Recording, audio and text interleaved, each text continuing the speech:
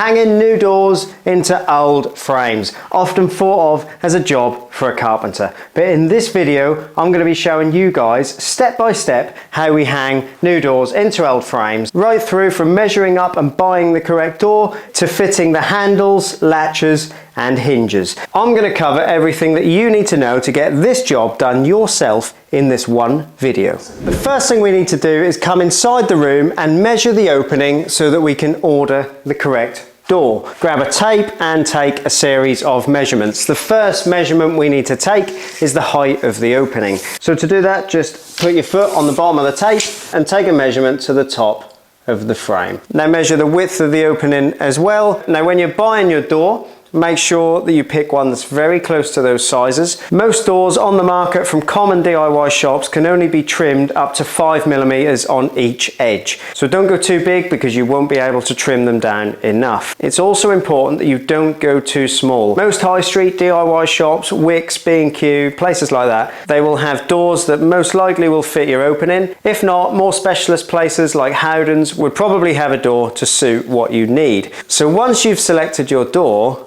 let's move on to fitting it in the opening. Right, a few door basics before we fit this in the opening. If we take a look here, it says lock on the top of the door. So we now know that if we take a look at the door, this is the side you'd fit the lock to, and this is the side that you'd fit the hinges to. It's very important that you check that because you cannot fit the door the other way around. Normally your print for the lock will be on the top of the door, and also you can tell the top and bottom by the smaller section at the top of the door and larger section at the bottom. So we know which way around the door now needs to go. Let's see if it fits into the opening. So the door doesn't fit, but it is very, very close. We probably only need to take 3 or 4mm off the door. So let's take a look at how we trim the door down so that it fits the opening. The first step to this is to set the height of the door. So I'm going to use something called a windbag. They're very cheap and they're really great tools. Now I'll put links to them in the description.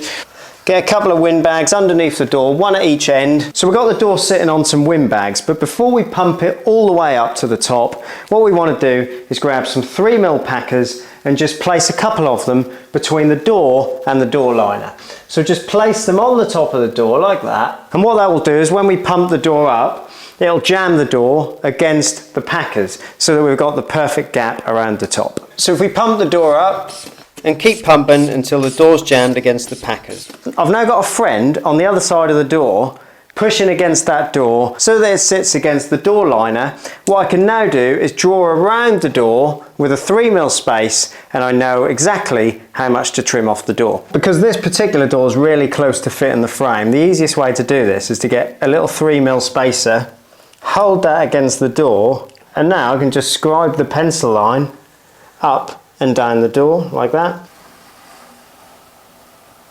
And by doing that, I now know exactly how much I need to take off the edge of the door. So I'll bring the door outside and put it in my door stands so that it's nice and secure. You don't need fancy ones like this. You can just construct some stands from some timber if you want to. So what I'll do now is just plane down the edge of the door because I only need to take a couple of mil off each side. If you need to take more than that off, what I'd suggest you use is a circular saw with a fence or a track saw if you've got access to one. We'll just plane down to this mark that we've made, and then we'll have a door that we can actually get into the opening.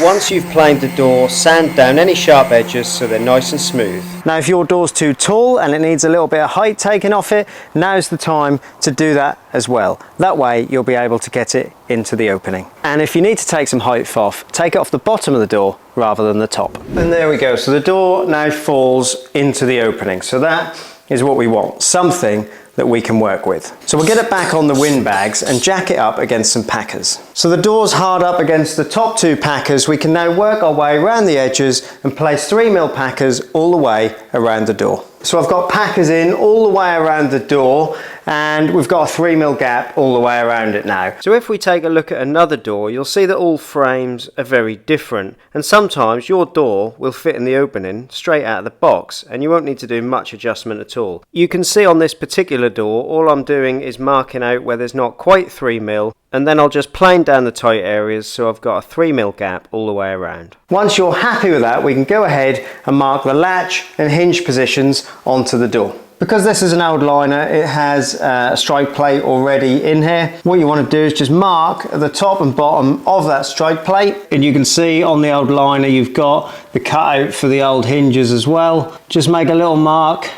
at the bottom and top of that cutout, because we're going to be fitting our new hinges in the same position. To be honest, you've probably already done the trickiest bit, getting the door to fit in the hole with 3mm all around it. That's probably the trickiest little bit. Chopping the hinges and the latch in actually isn't too bad. It's just knowing the right techniques and having a little bit of attention to detail. So let's get the door in the stands and I'll show you how to do exactly that. So we've got 3 hinges to fit on this door. This is a butt hinge. First of all, you want to make sure you get decent butt hinges. If you take a look at this, it is a ball bearing butt hinge. Now if we take a look at this butt hinge, we've got this leaf here, which is called the open leaf, and that has a gap in it. You can see that gap there.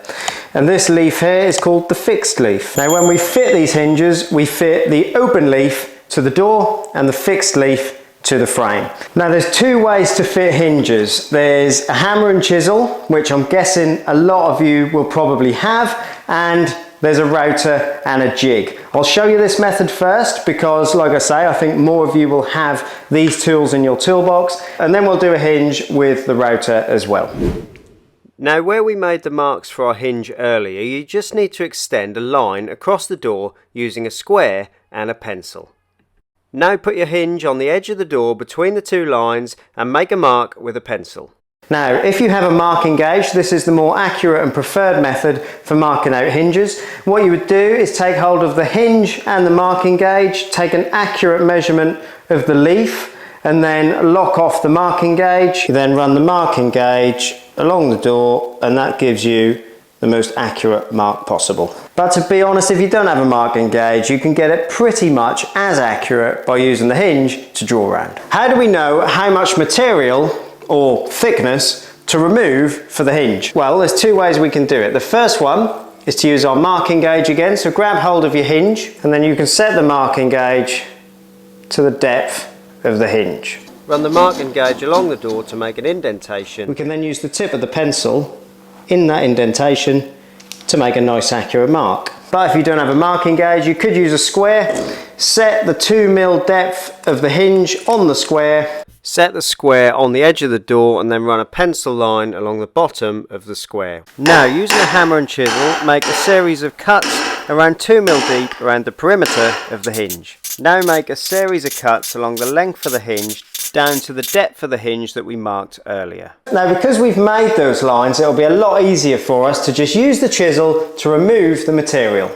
Now using gentle pressure with your thumb on the chisel, just remove the material a little bit at a time, trying the hinge as you go and making sure not to remove too much. Once you're happy that the hinge is nice and flush all the way around, we can fix the hinge to the door. Remember, the open leaf is the bit with a gap in, that goes on the door. Now I like to use a self-centering drill bit to drill the pilot holes for my screws to stop them wandering. These are really cheap and they are a must-have. Now you can just fix the hinge to the door. So that is how you chop in your hinges with a hammer and chisel. If you don't have a router or a jig, then repeat that for the rest of the hinges. But if you do have a router and a jig and you want to save a bit of time, don't skip this bit. First thing you want to do is take a measurement between the 2 marks that you made for the hinge. So we've got 72mm, so we've got 38mm, that is halfway between the 2. Now make a centre line across the door. Now I use the Unica hinge jig. All we need to do is lay that on the door and line up the centre line that's pre-marked with the line that you've just made across the door. And then you insert the 2 bradles which hold the jig in place. Now I'm going to use this little trim router. There are loads of routers out there. I've got this little palm router as well. Personally, I prefer the Trend one because it's got a guide and it works better with the jig. You can just use a palm one without the jig if you'd prefer. Now, until we're ready to actually start to cut and the router bit is physically in the jig, do not put the battery in your router or plug it in, because you'll end up doing yourself some damage. So be very careful with that. And what we'll do now is set the depth of the router bit. Set the depth of the cutting blade to the thickness of the hinge. Just place that on the bottom plate there, and you can then lock the depth so it's the thickness of the hinge. You can now lay the router in the jig, switch on the router, and now you can guide the router around in the jig to remove the material. And then we'll use this corner chisel to square off the cuts.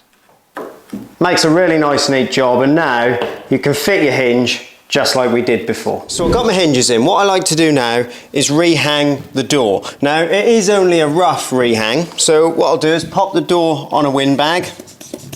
Now the way I like to do my doors, I'll take the door off again to fit the latch anyway, so I'm not worried about putting all the screws in. We just need to get one screw in each of the three hinges. What you might sometimes find when you put a new hinge on is that it might not quite fit in the cutout in the old door liner. So sometimes you might just need to grab a chisel, take a little bit more out so that the hinge goes back flush. Also, when using old door liners, you might find that the holes for the old screws don't actually line up. Just use your self-centering drill bit to reposition the holes. So the door fits. That's exactly what we want. You can see there the gap is perfect. So check those two marks that we made earlier for the latch. They still line up with the strike plate, and we know that we're good to fit the latch. Now some people support the door and they fit the latch on the door. If you prefer to do it that way, that's great, but I like to do mine on stands because I just think you can get a more accurate finish when the door is laying flat in front of you. So I'm going to whip the door off again now and I'll show you how to fit the latch. Right, latch and handle fitting, that is the next step. This is a rose style. I think they look a lot better, but there is a little bit more complexity to the fitting,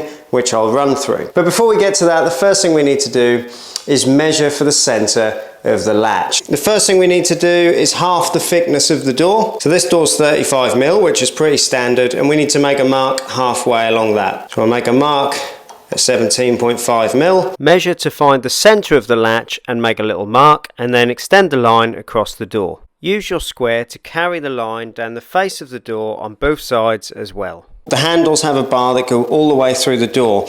The reason we do this is to give ourselves a center line for this hole here. And if we don't get the hole perfectly centered, it will foul the bar for the handle. So we need to make sure we get it perfectly centered. Now we need to measure down for the depth of the hole as well, so that we know exactly where to drill that hole. The easiest way to do that is grab your square and set the depth down to the center of the hole. Now you know your depth, you can just make a little mark. Double check it with your latch, and you can see that you're going to be drilling through the correct place. Do that process for both sides because you're going to be drilling through from both sides and meeting in the middle. So that center line we made on the edge of the door there, we now need to sink our latch down into the door. So we need a hole big enough for that. Don't try and go too tight on these and make too small a hole. What you'll find is it just binds them up. The way I do these is simply to use a big enough spade bit. So you can see here a 25mm will be big enough. So the plate has to cover the size of the hole. If the hole's too big, you'll see the edge of that hole beside the latch. So make sure you don't go any bigger than the size of the latch because it will not cover. So in this case, we can get away with a 25mm spade bit. We could probably get away with a 24 as well. Either or's fine. It'll be big enough to sink that latch right down into the door. We do need to make sure we get it bang on center. If we're off center, again, you're going to see the hole. So that's why it's important that we get a center mark perfectly in the center of where our latch needs to be. So now we need to know how much material to remove. Now the easiest way to do that, grab hold of your latch and set the depth of your spade bit with a piece of tape so that you know that when you get to that bit of tape, you're at the correct depth. I've already got a bit of tape on there because I've been doing a few doors today. Make sure you don't deviate from the center point and keep the drill nice and level, because if the drill isn't perfectly aligned with the door, the hole will be off center. And stop once you reach the tape. Right, so we've got that hole drilled. Now have a little check. that the latch fits. It does. So we can now move on to cutting around the plate so that the latch sits flush with the door. Easiest way to do that. We need to drill a couple of holes now with a self-centering drill bit so that we can attach the latch or plate to the door. Because of how this latch is designed, I'll remove the plate and I'll just fit the plate to the door, and I'll turn that upside down to give me a perfect edge to actually mark to. Just mark around the edge. Remove your plate or latch again, and you now know where the material needs removing. Now, just like we did with the hinges, use your hammer and chisel to remove that material bit by bit, and be careful not to remove too much. Keep checking as you go, because it's easy to remove more, but you can't put it back. Position the latch and it should sit nice and flush with the surface of the door. Once you're happy with the latch, just remove it again. And now we need to drill the hole for the bar. So we want a hole big enough to give the bar plenty of movement, but also be hidden behind the rose hair. A 20mm would be perfect for this handle. Don't go and copy any of the sizes of spade bits that I'm using. Make sure you check your individual handle size, and that includes the hole that we made for the latch as well. You don't want to be going and drilling a 25mm if your latch won't cover the hole. So make sure you double check with your individual components, because whilst a lot of them are quite common sizes, they do vary a little bit. So always make sure you check. Right. Let's drill a 20mm straight through where the bar is going to pass through the door. We'll do this from both sides and meet in the middle. Let's put the latch in for the final time. So our latch is in, and it's now time to fit the handle. This is a handle on a rose, but you can also get handles on back plates. Of course, the fitting of your handle will depend on which type you have. But there are a few things that all handles have in common. And the first one is this bar. So that bar will pass through the latch and go into the handle. You can then place the other side of the handle onto the bar. Sometimes you may need to cut the bar down. If you do, just mark it and trim a bit off with the grinder. So our handle fits. Now essentially we just need to fix it to the door. Before we do that, if this video is helping you, make sure you hit the like button, because that helps this video reach and help more people like you on YouTube. And hit subscribe, because you don't want to miss out on all the videos I've got to come. Remove the rose cover and you'll see the holes for the through bolts and screws. We've got 2 through bolt holes where the bolts pass through the door, and we've got 3 screw holes. Can take the bar out for now. It makes it easier if you pilot hole for the screws. Just 3 small holes. And the through bolts need large enough holes to pass through the door. Once you've drilled all the holes, do the same on the other side. If your handle has through bolts, fit them and then place the handle through the door and fix it in position. Do up the grub screw to fit the handle to the bar and replace the cover. Of course, repeat that process for both sides. So there you go, handle's in. Now let's go rehang the door, and then we've got a couple more jobs to do before we wrap this up. Right, back on the windbag, refitting the door for the final time now. You can put all 3 screws in each of the hinges. And now our door should fit and latch properly. There you go, perfect. So the door fits perfectly. I'm really happy with that, but there are a couple of jobs left to do. So these last couple of jobs you can do once the door's on. Now you can see when we close it, there's a little bit of tension there. And the reason for that is there's not enough space between the door and the old stop. We'll whip the old door stops off and we'll reposition them. Easiest way to get these off, grab a sharp knife, cut through the paint, just run that along the edge of the stop like that. Now use a hammer and bar to lever the stops away from the liner. They'll only be nailed in. Take the stops off on both sides and the head. Take all the old nails out the stops. You can reuse the old stops or buy new. Of course, if you're reusing the old stops, there's a little bit more making good with filler, cork and paint. But it's no big deal, you can use them. To fit the stops, close the door, push it against the latch so it's fully closed, and then starting with the head, put the door stop in place, grab a 1mm packer or something to the thickness of 1mm. Place the packer between the door stop and the door to give us the correct gap. You can see the 1mm packer's held in there. Now you can either use a nail gun or hammer nails and just fix the stop in place. Just run round, do that all the way around the door. And there you go. Now you'll find the door won't spring back open or bind in any way or have any tension on it because it's got space to shut against the stops. Last thing we're going to do is swap this old bronze strike plate for a nice shiny new one. Because whilst this works and you could get away with it, of course we want matching door furniture. So let's take this one out of the liner and put a new one in. There's every chance that the new one might be a bit bigger. If it is, just draw around it with a pencil and remove the material with a hammer and chisel, just like we did with the hinges. Recenter the holes if you need to, and then just screw the new strike plate to the liner. And there you go, a bit of painting and decorating and the job's a good one. I hope you've enjoyed the video and found it helpful. If you have, there's much more to learn, so hit one of these and I'll see you guys in the next one.